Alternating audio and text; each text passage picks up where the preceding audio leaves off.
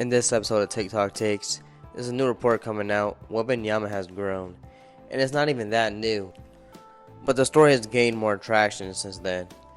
My thoughts on that are pretty simple. In theory, that should be great news for Wembanyama, and I think it probably is good news for Wemby.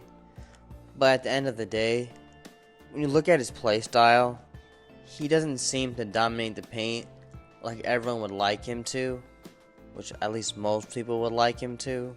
He doesn't take advantage of his size, so him getting taller doesn't really help out that much.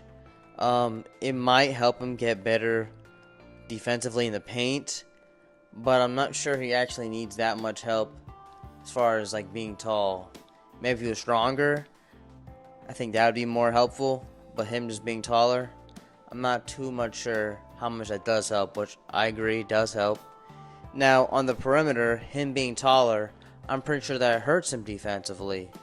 And not only that, I'm pretty sure the skills that he likes to use on the perimeter, him being taller, also hurts that as well. My thoughts are, whether he grew or not since he's been drafted, he needs to take advantage of being inside, use his size. He also needs to get in the weight room and get a little bit bigger. Maybe eat more food. Maybe he can't get bigger. Who really knows? But he can always use his size to his advantage if he'd like to.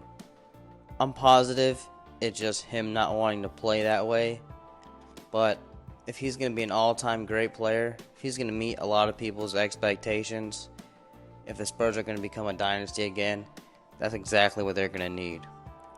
During that Gobert, DeAndre Jordan, Clint Capella era, Hakeem Olajuwon was asked about that center competition and how the centers were and the state of being a center, and he predicted the centers were going to get a lot better, but he gave them too much credit. He did say the centers were going to be much better on the perimeter, and we've seen that. Joel Embiid, Jokic, Wemby, Shet, they are more like guards, just like he predicted. But unfortunately, he said that they'd be able to use those skills with the back-to-basket moves and become all-time complete players. But the fact is, they haven't been able to really use their back-to-baskets. And the best centers in the league are the ones who, Jokic can shoot, yeah, and Joel Embiid can shoot, yeah, but their perimeter skills are probably weaker compared to the other centers. While they have that and the ability to score in the paint, and they do score in the paint when needed. And a lot of people say Joel Embiid, not that good of a shooter, and he should actually be in the paint more. So that was my quick take on that. I do expect him to be better. It doesn't matter to me, though, if he's taller or even if he's stronger.